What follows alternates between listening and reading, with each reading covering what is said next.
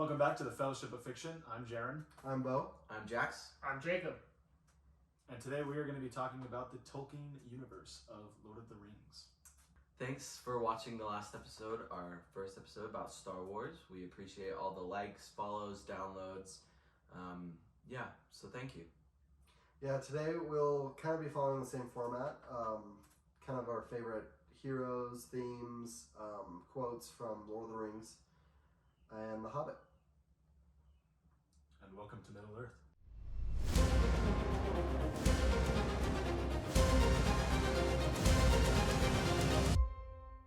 To start us off, Jax here is going to tell you his list. I'll be going first. So, all right. So, more so the Lord of the Rings, just kind of where my mind went. I don't know why, but my favorite movie is Return of the King.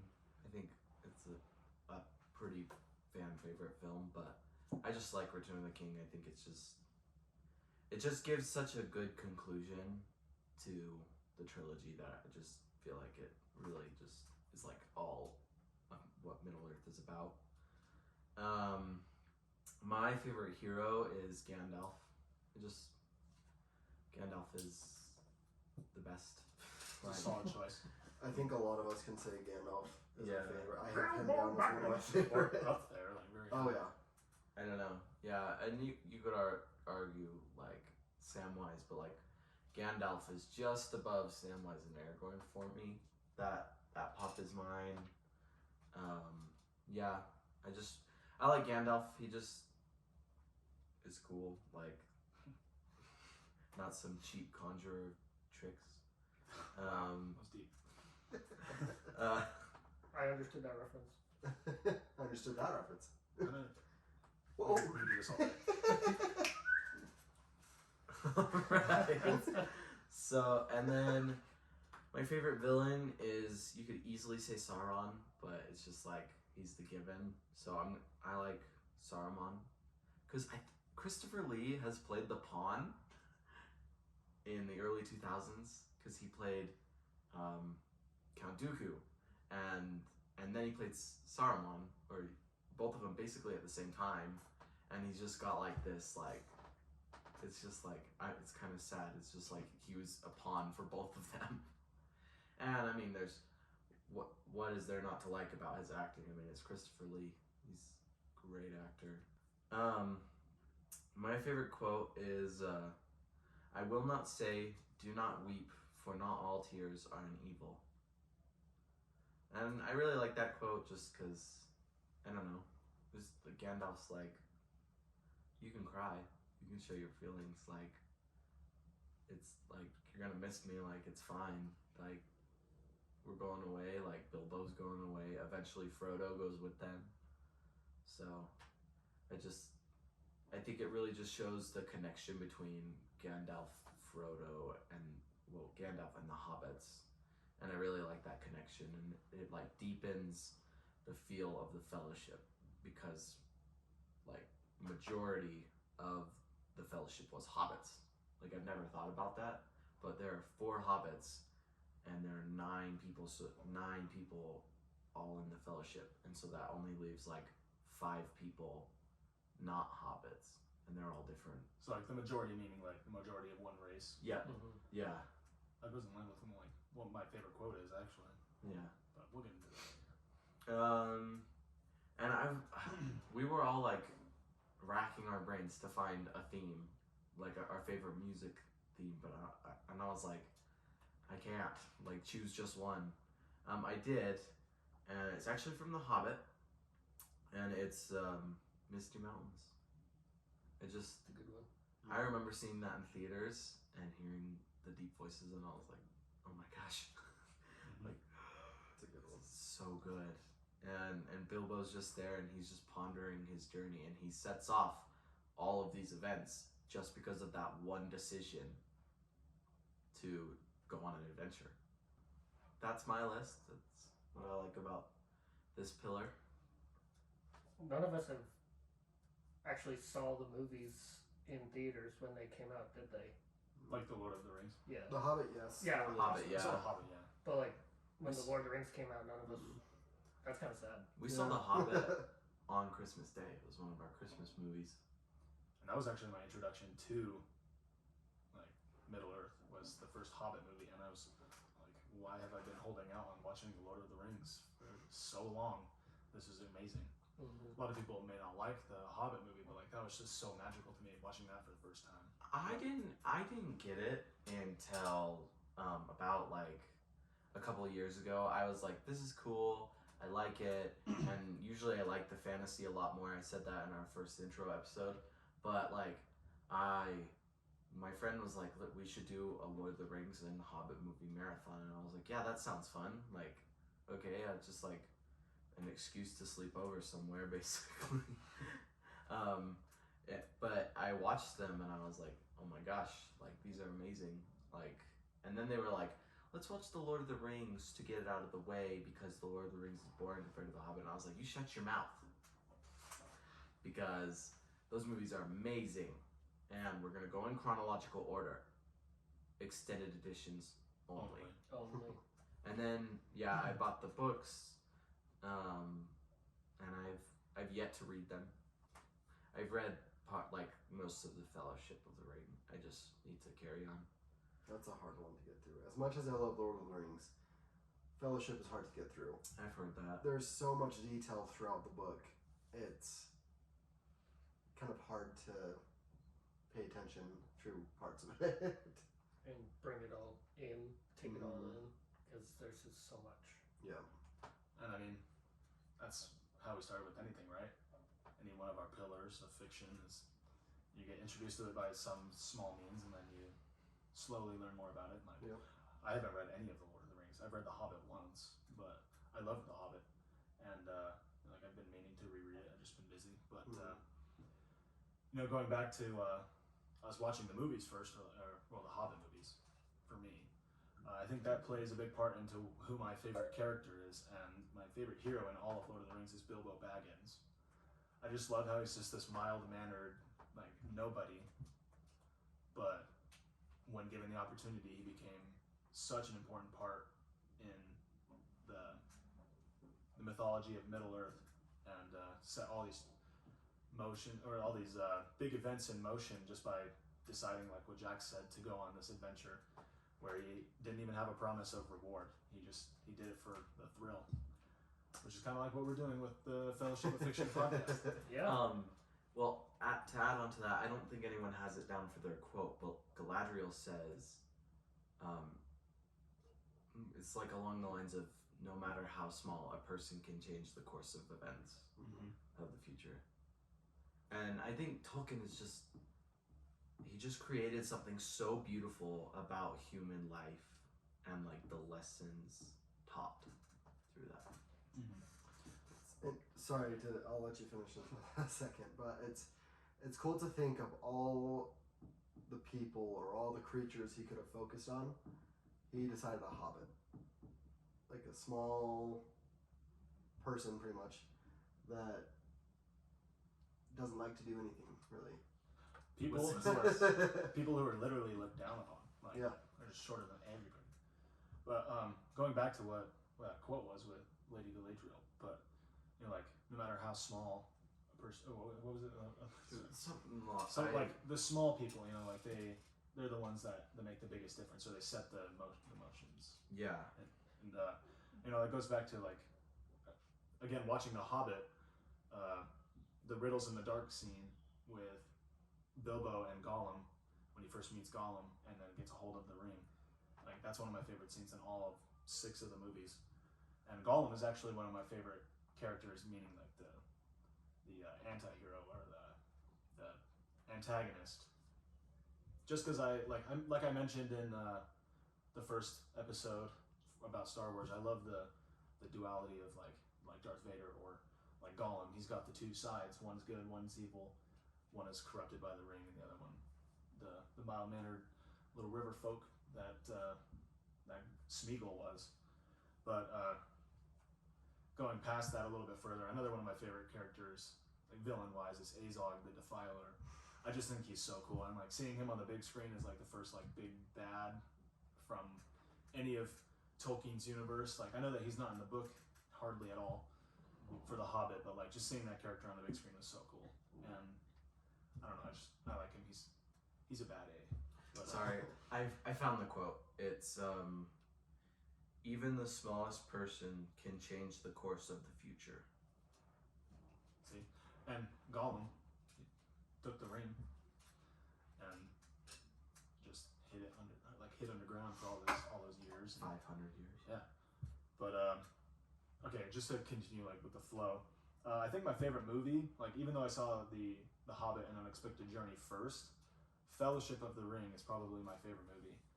I love to death Return of the King, and like I said in our last episode as well, I like the movies or the books that they're either like the beginning of a great adventure or the capped end of a great adventure. So like I don't know, like Revenge of the Jedi, Revenge of the Sith, Return of the Jedi, sorry, or Fellowship of the Ring and Return of the King.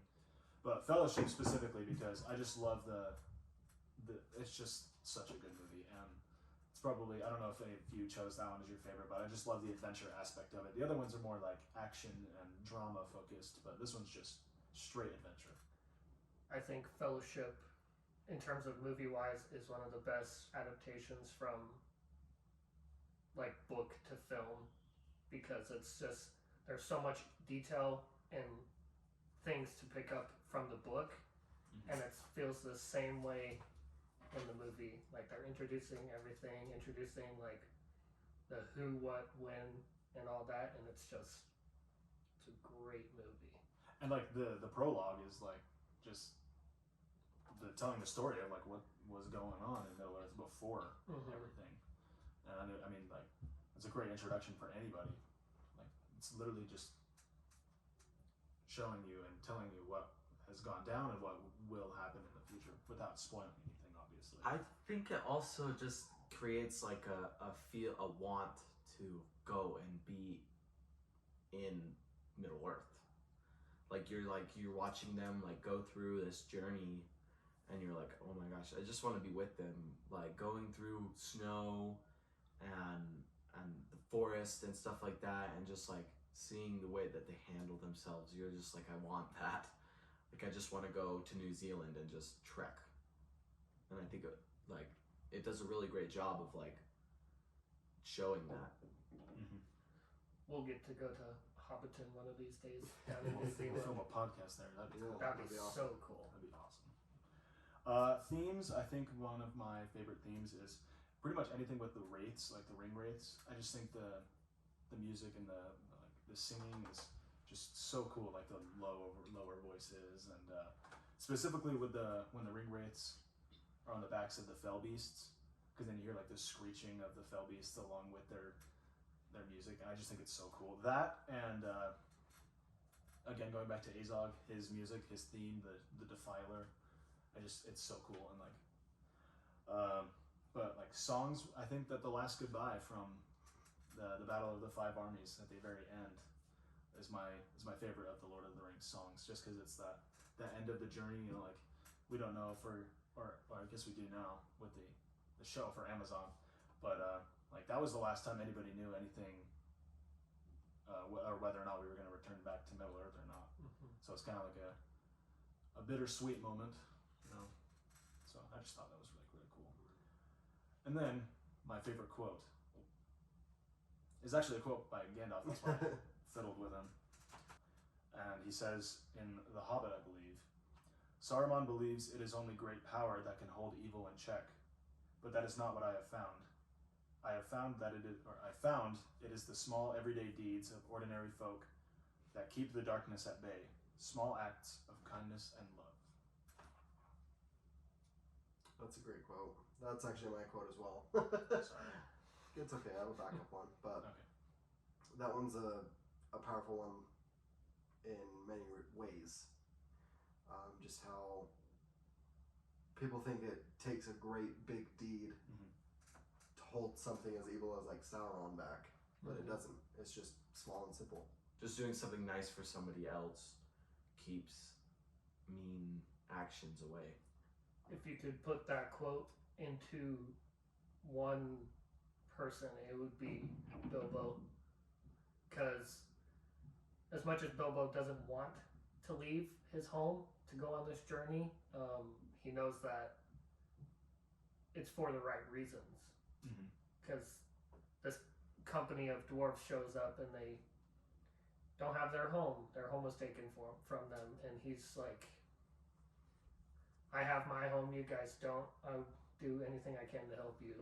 So. And the best part about that is when he leaves on the journey, I don't even think he realized that fully. I think he was just sick of just being a hobbit, that he wanted to go live a life of adventure. But like later, at least in the film, An Unexpected Journey, when he's talking to is it Beaufort? I believe that is the dwarf's name, or Biffer or Bomber, whatever, one of the 13 dwarves. The birds. Yeah, but that's when he tells him, like, you guys don't have a home, you don't belong anywhere. And that's when he realizes, wow, these guys really don't have a home, and I've had a home my entire life. And then just his relationship with the dwarves just gets strengthened, and he wants to help them in any way that he can.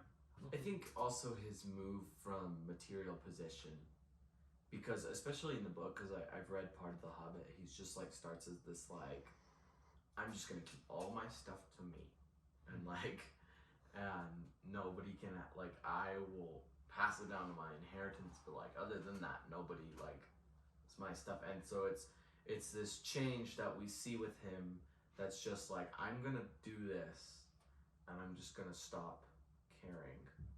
And I think that's really impressive of an action to do. I think another Hobbit that encapsulates it is Samwise, because there was no point for him to go. He could have just been like, well, same with Pippin and Merry, but like, he promised Gandalf. He did promise Gandalf, but like, other than that, he's like, I'm just doing it because Frodo is a friend. Like he was just his gardener. Like, and so he's like, I'm gonna help Frodo because Frodo has been so nice and has been a friend of mine for a long time. I'm gonna like backtrack a little bit to that comment you said about Bilbo, is that he went from material possessions and wanting to keep to himself to like opening up and letting others in and helping others. I never realized like Bilbo was Smaug at first. Oh. Like he didn't like take anybody's possessions like Smaug did, but he kept to himself for so many years and didn't want to open up or share or anything. And that's literally the mentality of dragons in Tolkien's universe, like especially Smaug. And Interesting. when they do meet each other, I think Bilbo has that realization. Like, it never explicitly states, and I don't even know if it explicitly shows, but he might realize that he has been dragon-minded and had the dragon sickness for a while, and that's what he didn't want for Thorin. It also shows that how his focus of what he wants shifts from like all of his stuff that his ancestors left him and all that to just the ring. Like in the Lord of the Rings, when he's all old and he's all grumpy and he doesn't want any visitors, a good portion of that is like, yeah, he doesn't want to talk to people, but it's not because he hates them, it's because he thinks they might find out he has the ring and he wants to keep it for himself. So like there's still that one thing that he just can't let go of throughout his whole... And eventually he lets go. But then Scary Bilbo comes and all this horrifying, but... Scary. Yeah, I think, and so it's like going from being the same character to being foil characters for each other, Smaug and then Bilbo, and then eventually Bilbo and Thorin, and he could see it on Thorin. I love the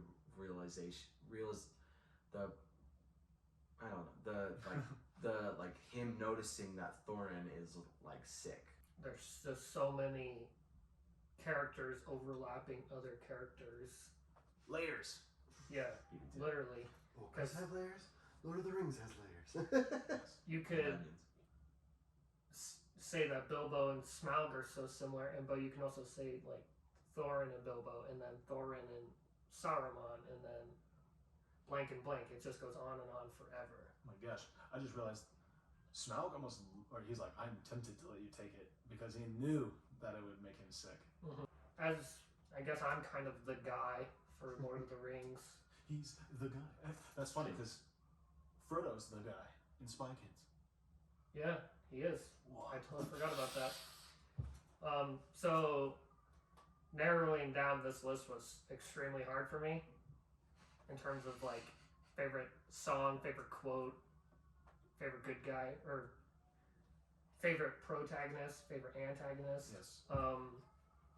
But my favorite movie is Return of the King. To me, Return of the King is one of the best pieces of cinema in history. It is just so stinking good. For sure. Literally swept at the Oscars. Yeah. What is it, like 13 or I think it's 11. It's 11. 11? 11 of 11. Yes. And groundbreaking too. And then my other favorite movie is Unexpected Journey. That's like, we talk about Fellowship as being like the start of the journey, but Unexpected Journey is like the start of the journey before the journey. Mm-hmm. That actually reminds me of how Frodo wanted a journey.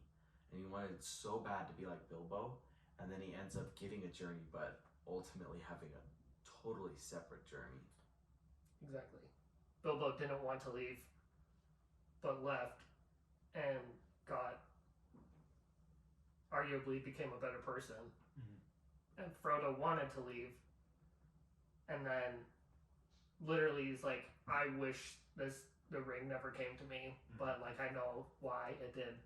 So it's Unexpected Journey is just a great movie, great introduction for characters, and it was a good timing because like from when Return of the King came out and Unexpected Journey, there was just nothing, and then seeing it in theaters, like Middle Earth's back, you're like, yes, I'm ready for it.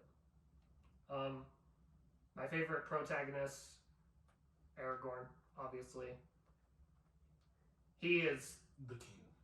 the king, The king, yeah. and he is, for me anyways, he is the perfect hero. Like, he doesn't want to be king. He knows, like, he knows what happened. He knows what happened to his dad and his ancestors, how they were corrupted by the ring. So he just totally shuns himself off to even the possibility of becoming a king.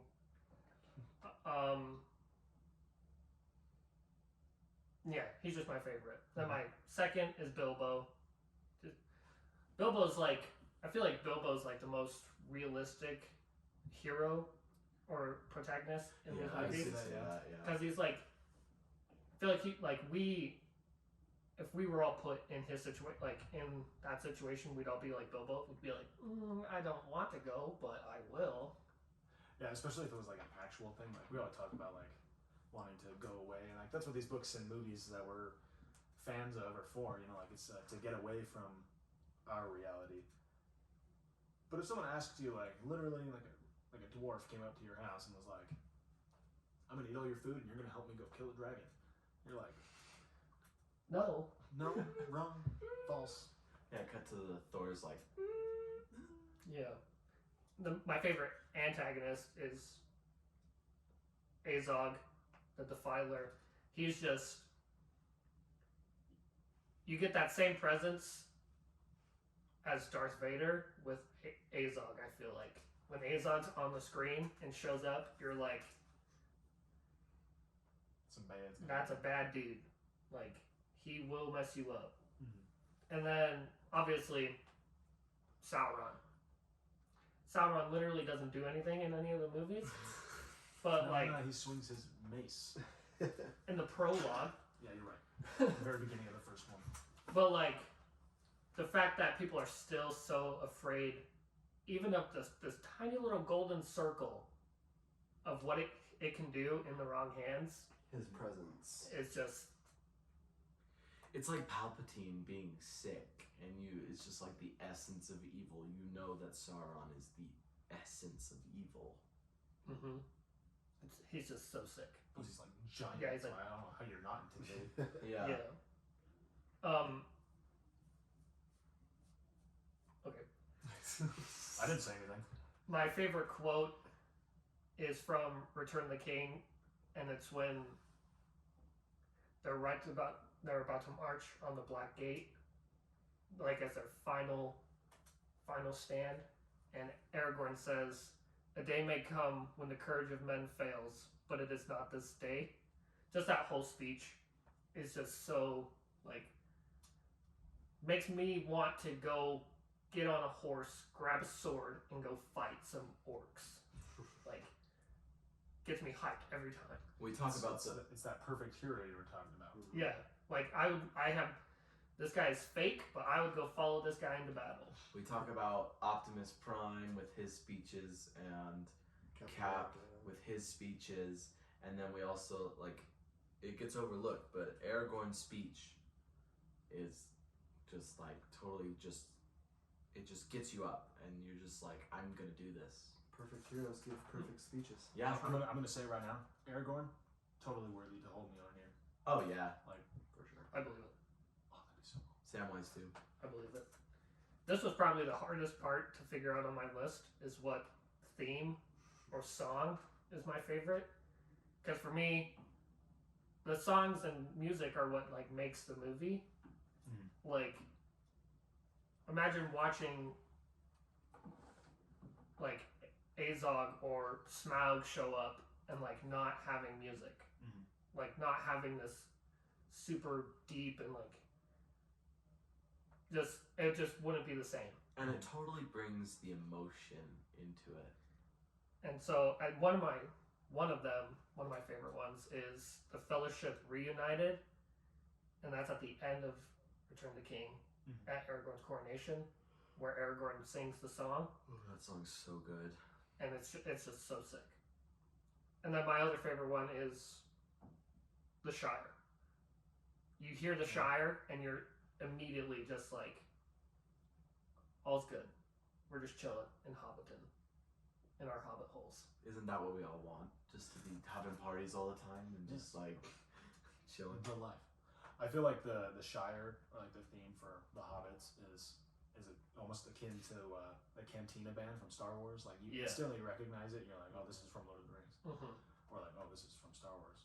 But like, it gives that same feeling of like pleasure. It's a little bit more of a relaxed pleasure, but like still the same. It also just makes you think of home. Yeah. Yes. Because of all places in Middle Earth, the Shire is home.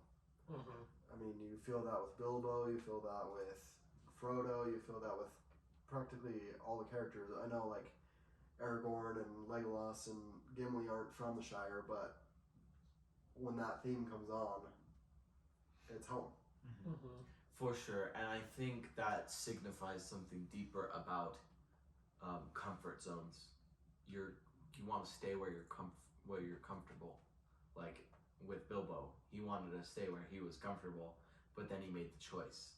And I think that just the music of that really brings it out. Because like as soon as he leaves, it's just like this big swell of music, and it's changing, and it's just showing this like step out of your comfort zone. Like it's okay. One thing, it may seem like we're all just like basic Lord of the Rings fans because, oh, your favorite character is Bilbo, yours is Gandalf, your favorite movie is Return of the King, and it's like, those are good characters, those are good movies. Like, there's no way you can't not like them. They're popular for a reason. Yes, That's true. Because basic does get old, but it's like basic is basic because they're likable. They're like relatable. Like these characters are who we want to be or who we are, and so that's why they're the quote unquote basic characters. And it's good to be different, but to be different just for the sake of being different, like It's not worth it loses its value. But And it's just kind of going off topic, but I was the same way with Harry Potter. Like I've always liked Harry Potter. I mean, I've just watched the movies. I've never read the book. But recently, I decided like, why haven't I read the book? Like that's dumb. If I like it, I should at least read it. Like I started reading The Lord of the Rings. So I started reading it, and the books are amazing. And I just thought to myself, that's so stupid of me not to read the books because they're popular. They're popular for a reason. And I've been flying through them. And it's okay for you to like not like the popular stuff. That's good too. But like what you like. But Like you just said, different is good. Just don't get mad at people for liking the popular stuff. yeah. Like you on your list, Bo. Like you. We all kind of shared our lists beforehand, and Bo's got some underrated and out there picks. What are these underrated? Well, let me get into them for you. I'm glad you asked that, Jaron. You're welcome, Bo. Totally scripted. So I'll start off with movie. I would say my favorite movie of both trilogies is The Two Towers. That was the first Lord of the Rings movie I was introduced to, and the Battle of Helm's Deep I thought was the coolest battle I had ever seen. I mean, all the orcs when they first march up and start stomping their staffs, and the old guy accidentally lets go of the arrow, and then all the orcs freak out and attack. That's actually a historically accurate thing with a lot of wars. Is the fact that like it was an accident. But R.I.P. to that guy. I mean, when I was little, I just liked the movie for the battle.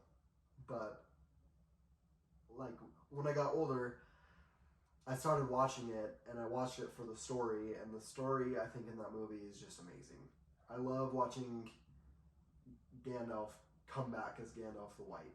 I love watching Pippin and Merry go off on their separate journey, and Frodo and Sam on theirs, and then Legolas, Aragorn and Gimli on theirs. Watching Viggo Mortensen break his toe while kicking the helmet. Yeah, I mean, it's just... Always pointing it out every time we watch it. I had to. That's a must. It's a must. It's a staple of the fandom. Only extended. You have to recite that every time you watch it. Yes. Like if you don't, and like if somebody doesn't bring that up while you're watching it, you didn't really watch it. Exactly. You have to You have to rewatch You have to start the entire the movie, beginning of but you have to finish it and then go back. Yes. But yeah, that I would definitely say is my favorite movie of all of It's Lord. definitely an underrated one. Oh, yeah. You could say that that's everybody's least favorite movie. Yeah. Yeah, I didn't want to say anything, but like, I didn't want to step on any toes. Yeah, and that's fine. Like, your opinion's your opinion.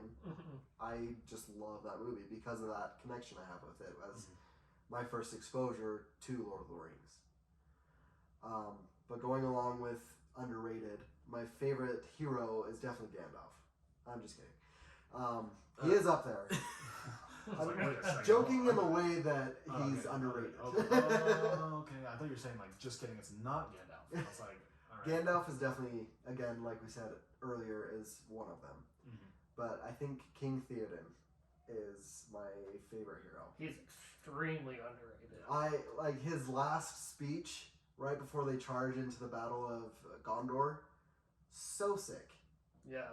Like, screaming death. yeah. Like 4 times. You're like, showing, yo. showing his men that he's not afraid to die for them. So sick. Like, I don't know. He's just my favorite. I love something about the writers of Rohan, the Rohirrim, and just the kingdom of Rohan itself. And Carl Urban. Carl Urban is a plus, a huge plus. Holy. It's Carl Urban. But yeah, he is one of my favorites. Villains, of course, Sauron. Like Jacob said earlier, just his presence everywhere. People terrified of him is a huge something I think is really cool. Something I think you need with a villain. I mean, like we talked about Darth Sidious, how you feel that presence. Sauron, you feel that presence. Even like Thanos, after he snaps, you feel that presence. Like when it shows, like 5 years later, everyone's just down and like depressed. That's from Thanos. I mean, every major movie you'll find that. Harry Potter, They won't even say Voldemort's name. Exactly. That's true, yeah. But my other favorite villain isn't an actual villain per se, but Thranduil, or however you say that name. Um, Oh, Thranduil? Legolas is dead? Yeah, Legolas is dead. I thought you were going to say Eowyn. Huh? She killed the horse. I'm just kidding. But- Sorry. He's not. You wouldn't classify him exactly as a villain, but you could easily see him that way. He's like an anti-hero. Yeah, I get, exactly. I get what you're saying. He He's a literally great turns his back on them Yes. because of greed. Yeah. And, Well, and then like greed before that too, but it's just like, well, yeah, greed is definitely something that's driving him. greed is like like the theme. When he captures, He wants his necklace. Sorry.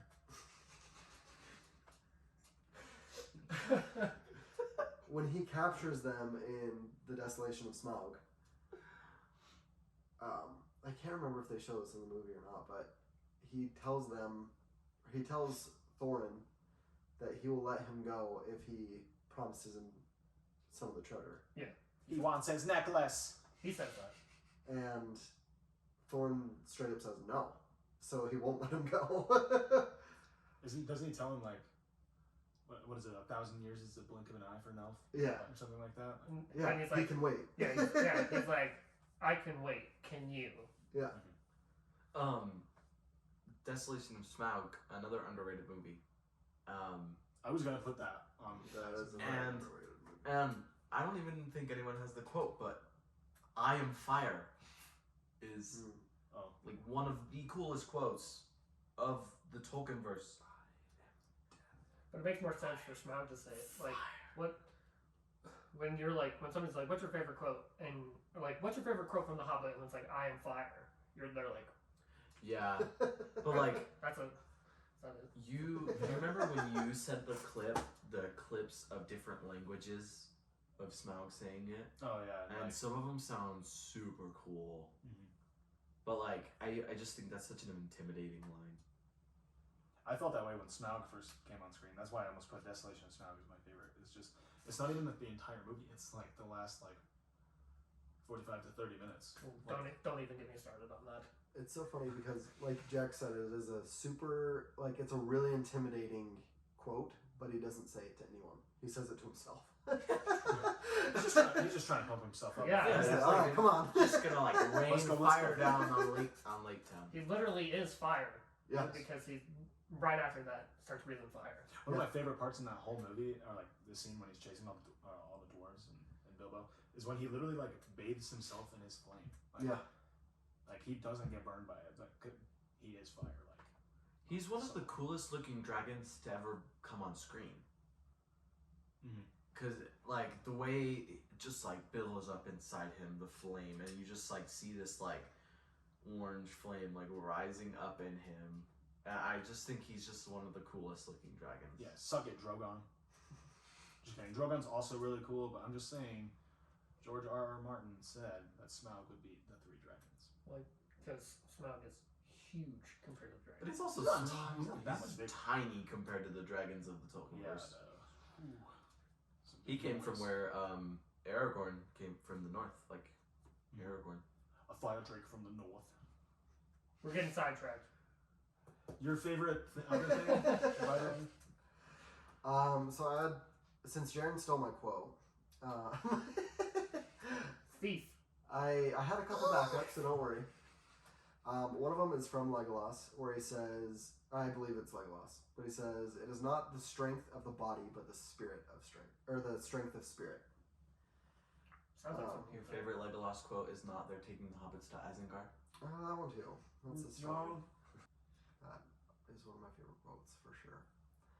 I would say one of the other ones is from Aragorn, and he says, "Not all those who wander are lost." I think those are both just pretty powerful quotes. Both of them take a lot of looking into yourself.